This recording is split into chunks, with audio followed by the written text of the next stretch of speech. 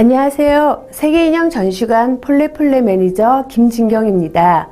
인형이라고 하면 보통 아이들 장난감을 떠올리는데요.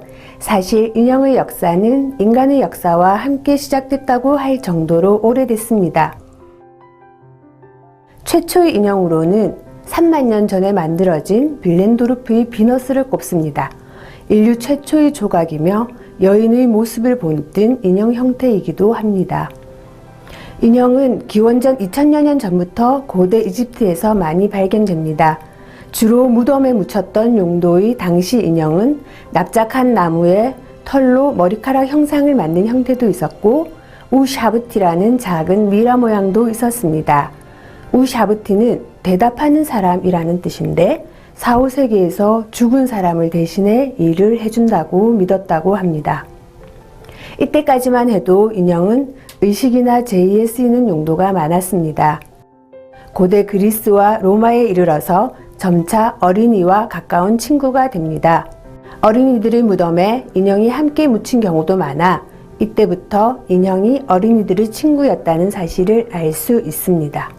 나무나 돌, 점토로 주로 만들어지던 인형은 점차 도자기, 종이, 털, 가죽 등 다양한 형태로 확장됩니다. 그러다가 18세기 들어서 주로 유럽을 중심으로 비약적으로 발전하게 됩니다.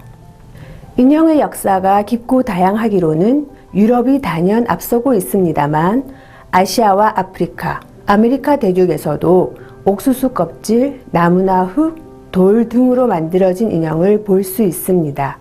인류는 왜 이렇게 끊임없이 인형을 만들어 온 걸까요? 사람을 닮은 인형은 때로는 인간의 역할을 대신해주고 또 때로는 친구가 되었습니다.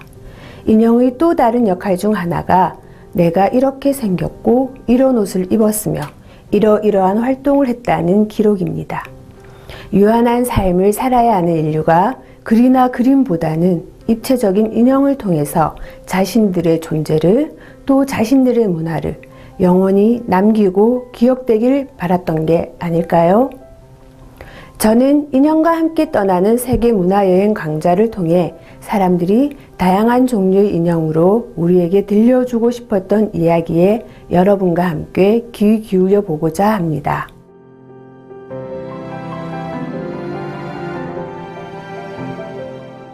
그 첫 번째 순서로 러시아 마트료시카를 소개하겠습니다. 19세기는 유럽 전반에 민족주의 열풍이 강하게 불었습니다.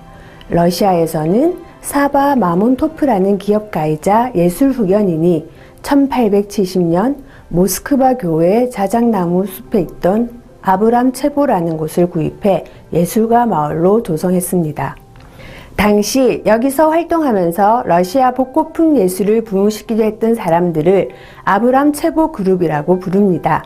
이 그룹은 어느 날 어린이의 교육을 주제로 워크숍을 갖게 됩니다. 러시아적 가치를 담은 인형을 만들려고 고민했던 이 자리에서 마몬토프와 사파가 세르게이 말류틴이 일본 칠복신 인형 중 하나인 오피스의 복록수 후크로쿠주를 보게 됩니다. 이 인형은 인형 속에 인형이 들어가 있는 현재의 마트로시카 형태였는데 이게 두 사람 눈에 무척 흥미롭고도 유용하게 보였던 겁니다. 두 사람은 이 재미있는 모양에 러시아적 정서를 넣기로 했습니다. 말류틴은 러시아 전통 의상 사라판을 입고 머리에는 스카프를 두른 채 한 손에 닭을 들고 있는 전형적인 러시아 농촌 여성과 남성 등이 그려진 8피스의 모습을 디자인했습니다. 이렇게 해서 일본에서 건너온 할아버지 인형은 양볼이 빨간 러시아 여성으로 새로 태어납니다. 마트료시카는 알을 품은 인형이란 뜻의 네스팅 달로 불립니다. 마트료시카란 이름은 처음부터 붙여졌던 건 아니었습니다. 어느새 사람들이 러시아 농촌에서 많이 쓰는 여성 이름 마트리오나를 붙여 이렇게 된 것입니다. 마트료시카는 1900년 파리 만국박람회에 출품돼 동메달을 수상하면서 세계적으로 널리 알려지게 됩니다. 그리고 120여 년 동안 발전을 거듭하면서 지금은 세계 곳곳의 사랑을 한 몸에 받고 있습니다. 원래 목공의 장난감이 발달했던 러시아에서는 이 마트료시카에 러시아 여성의 모습은 물론 신화나 설화의 이야기 대목들을 넣는다거나 이름난 스타 혹은 정치인의 모습을 그려 넣는 등 다양하게 변화시킵니다. 특히 세메노보 지역에서는 인형의 크기가 변화하는 데 맞춰 마트료시카 인형의 몸집이 커질수록 꼭 그림이 한 단계씩 완성되어 가는 형태의 디자인을 선보였고 지금도 많은 인형들이 이 양식으로 만들어집니다.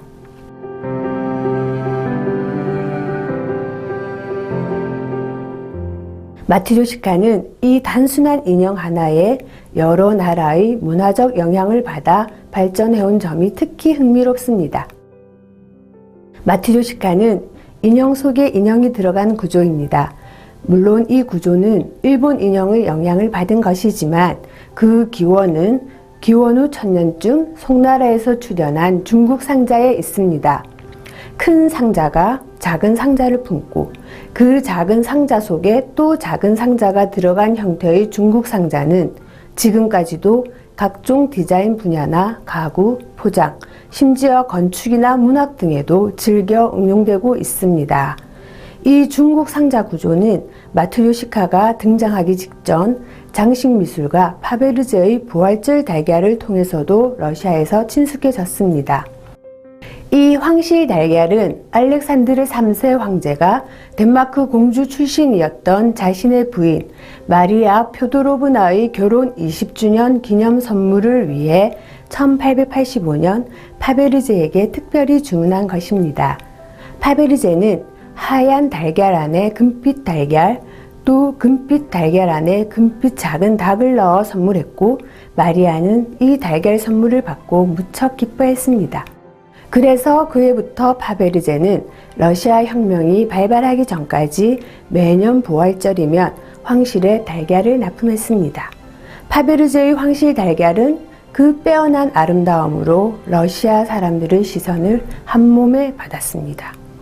그리고 일본의 칠복신 문화입니다. 칠복신이란 이름 그대로 복을 주는 7명의 신을 일컫는데요. 일본에서는 해마다 정월이면 베개 밑에 칠복신이 탄 보물선 그림을 넣어둔다고 합니다. 그렇게 하면 길몽을 꾼다고 믿기 때문입니다. 칠복신에는 어부와 상인의 신 에비스, 음식과 재물복을 관장하는 다이코쿠텐, 무력을 이용해 가난의 신과 잡기를 퇴치하는 비샤몬텐, 유일한 여성신으로 지식과 예술, 미와 음악을 관장하는 벤자이텐, 행복과 부, 장수의 신 후쿠로쿠주, 풍요와 건강을 상징하는 호테이, 지혜의 신 주로진이 있습니다. 이렇게 역할과 상징이 명확한 칠복신이다 보니 일본에서는 각의 성격에 따라 선호하는 신이 다 다르다고 합니다. 마트료시카를 두고 행운과 풍요의 상징이라고 하는 것도 원래 모델이었던 후쿠로쿠주의 영향입니다. 러시아 전통의상 사라판과 바부슈카의 영향도 큽니다. 사라판은 여성의 가슴께부터 길게 내려오는 점퍼 스커트 형태로 마트료시카의 주가 되는 옷차림입니다. 특히 러시아에서는 시집가는 딸에게 붉은 사라판을 주는 전통이 있는데 사라판의 붉은색은 인형의 토속적이며 깜찍한 러시아적 아름다움을 덧입혔습니다. 바부슈카는 할머니를 뜻합니다. 러시아에서 할머니는 최고의 어른입니다. 할머니들은 보통 스카프를 쓰고 다니는 모습으로 그려지는데 마트료시카의 스카프 쓴 모습이 할머니를 연상시킨다고 해 바부슈카 인형이라고 부르기도 합니다. 마트료시카는 이렇게 인형 하나에 여러 나라, 여러 시대의 요소들이 잘 어우러져 들어가 있습니다. 결국 마트료시카를 통해 러시아적 가치를 심고자 했던 아브람 체보 그룹의 노력은 러시아 안에서뿐 아니라 몇 세대를 뛰어넘어가며 세계에 러시아를 알리는데 커다란 성공을 거둔 것입니다. 감사합니다.